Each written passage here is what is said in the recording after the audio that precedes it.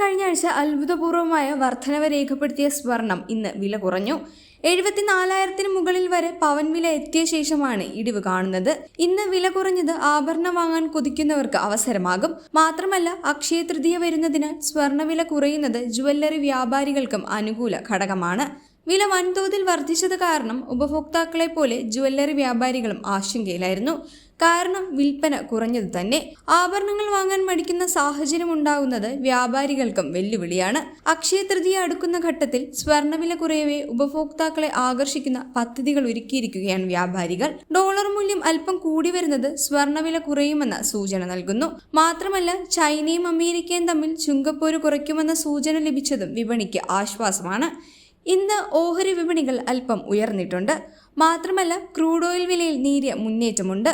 അന്തർദേശീയ വിപണിയിലെ സ്വർണ്ണവില കുറഞ്ഞു വരുന്നതാണ് ട്രെൻഡ്. കേരളത്തിൽ ഇന്നൊരു പൗൺ സ്വർണത്തിന് 71,520 രൂപയാണ് വില. ഗ്രാമിന് 65 രൂപയും ഒരു പവന് 520 രൂപയുമാണ് ഇന്ന് കുറഞ്ഞിരിക്കുന്നത്. 22 ക്യാരറ്റ് 1 ഗ്രാം സ്വർണത്തിന് 8,940 രൂപയായി താഴ്ന്നു. അതേസമയം 18 ക്യാരറ്റ് സ്വർണം ഗ്രാമിന് 50 രൂപ താഴ്ന്ന് 7,360 രൂപയായി. വെള്ളിയുടെ വില മാറ്റമില്ലാതെ ഗ്രാമിന് 109 രൂപ എന്ന നിരക്കിൽ തുടരുകയാണ്. ആഗോള വിപണിയിൽ സ്വർണ്ണവില 3,340 വരെ ഉയർന്ന ശേഷം ഇടിഞ്ഞിരിക്കുകയാണ്.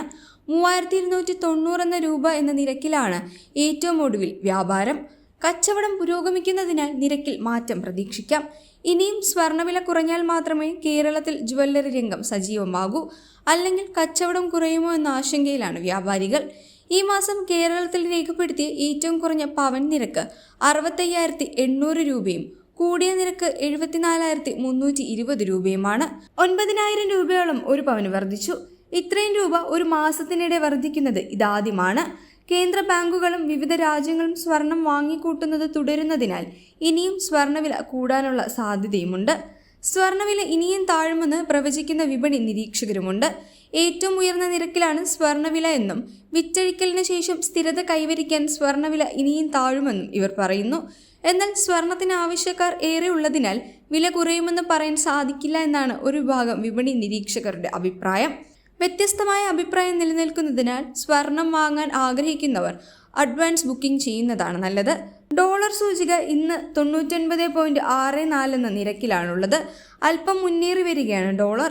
രൂപയുടെ വിനിമയ നിരക്ക് 85.41 ക്രൂഡ് ഓയിൽ വില അല്പം ഉയരുന്നുണ്ട്. അടുത്ത മാസം മുതൽ ഒപെക് രാജ്യങ്ങൾ ഉൽപാദനം കൂട്ടാൻ തീരുമാനിച്ചതിനാൽ ക്രൂഡ് വില കുറയാനാണ് സാധ്യത. ബ്രന്റ് ക്രൂഡ് ബാരലിന് $67 പുതിയ വില. ക്രൂഡ് വില കുറയുന്നത് ഇന്ത്യക്ക് നേട്ടമാണ്. Subscribe to One India and never miss an update.